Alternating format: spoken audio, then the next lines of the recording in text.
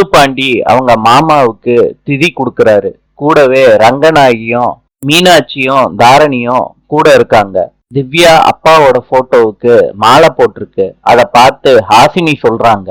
திவ்யா கிட்ட ஹாசினி சொல்றாங்க, தெரிஞ்சோ தெரியாமலோ உங்க அப்பா சாவுக்கு நான் காரணமாயிட்டேன். இப்ப அவங்களுக்கு திதி கொடுத்துக்கிட்டு இருக்கீங்க. அதுல நானும் கலந்துக்கணும்னு நினைக்கிறேன் திவ்யா. திவ்யா சொல்றாங்க, போதும்க்கா போதும். மன்னிப்புக்காண்டி நீங்க பட்ட கஷ்டம்லாம் போதும். நான் மனசார உங்களை மன்னிச்சுட்டேன்க்கா. இத பார்த்து டாக்டரும் சிரிக்கிறாரு. ஹாசினியும் அழுதுகிட்டே சிரிக்கிறாங்க. டாக்டர் சொல்றாங்க, திவ்யா உங்களை மன்னிச்சுட்டாங்க ஹாசினி. இனிமேட்டு இந்த ஊர்ல இருக்கணும்னு எந்த அவசியமும் இல்ல.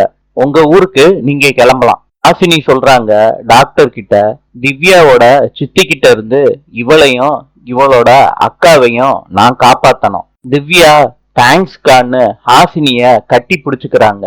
ஹாசினியும் திவ்யாவை தட்டி கொடுக்கறாங்க. இத டாக்டர் பாக்குறாரு. முத்துப்பாண்டியும் ரங்கநாயகியும் திதி கொடுத்துட்டு வர்றாங்க. அந்த சமயத்துல நாளை சந்திப்போம்.